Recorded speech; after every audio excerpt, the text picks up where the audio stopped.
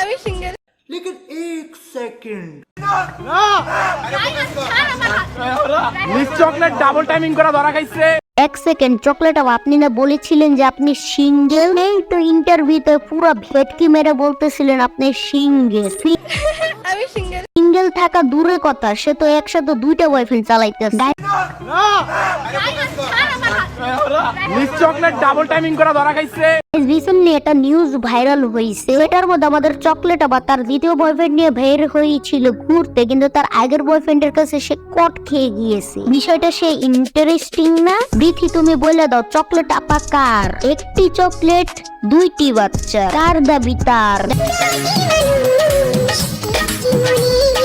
এখন আমাদের চকলেট আবার প্রথম বয়ফ্রেন্ড কি অ্যাকশনটাই নিয়েছে না, সেই লাগতেছে মনে হইতেছে পুরোই সস্তা কাবের সিন।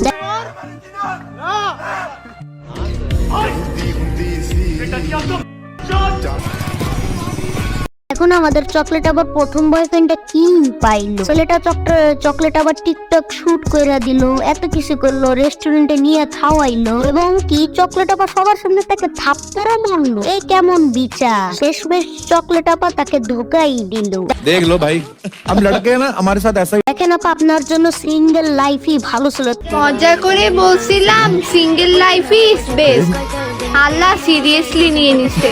তাও তো দুইটা বয়ফ্রেন্ডের কাছে আপনি ধরা খাইতেন না। গাইস, রিসেন্টলি একটা নিউজ ভাইরাল হয়েছে, আমাদের চকলেট আবার তার দ্বিতীয় বয়ফ্রেন্ড নিয়ে বাইরে বের হয়েছিল ঘুরতে, কিন্তু তার প্রথম বয়ফ্রেন্ডের কাছে সে কট খেয়ে গেছে। গাইস, হয়েছিল কি, আমাদের চকলেট আপা এসএসসি পাস করে যখন কলেজে উঠে, কথায় বলা আছে না, অনেক মেয়েরা কলেজে উঠে যে পাকনা গজায় যায়, সে একটা নতুন বয়ফ্রেন্ড মানে পটাইছিল এবং কি তাকে নিয়ে বের হয়েছিল ঘুরতে, কিন্তু এই খবরটা তার প্রথম বয়ফ্রেন্ডের কাছে কোনোভাবে চলে যায় এবং কি তার প্রথম বয়ফ্রেন্ড তাকে হাতে নাতে ধরে। গাইস, তারা তিনজনে সিন ক্রিয়েট করতেছিল আর পাশে থাকা পাবলিক কি জনগণ সবাই একদম হাসি ঠাট্টা জিনিসটারে নিয়ে নিছে আর সেই মজা পাইতেছিল। চলো আজকের ভিডিওটা না করি দেরি, চলো আজকের ভিডিওটা শুরু করি। তো হোয়াটসঅ্যাপে দোস্ত কেমন আছো তোমরা? জানি তোমরা সবাই আলহামদুলিল্লাহ ভালো আছো, তোমাদের দোয়া এবং ভালোবাসা আমিও অনেক ভালো আছি।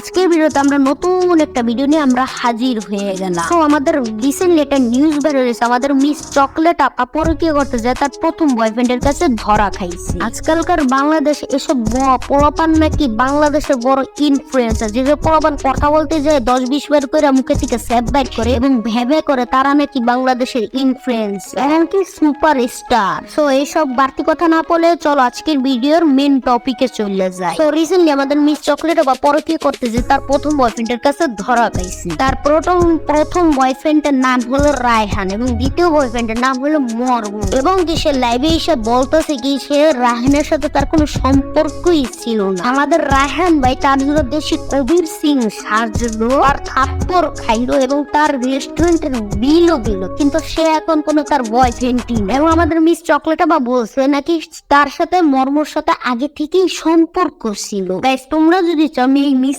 চকলেটের সংবদ্ধে সব কিছু জানা, তাকে নিয়ে আমি একটা ডেডিকেট ভিডিও বানাবো। গাইস, আমরা রিসেন্টলি মানে কথা বলার সময় আমার মাঝে মাঝে বাইরে যায় কথা বলতে যায়, কারণ আমার ছোটকাল থেকে একটা সমস্যা আছে এই কথা বলতে, এই জন্য আমার অনেক সময় কথা বলতে যায় বাইরে যায় বা অন্য কিছু শোনা যায়, বুঝছো?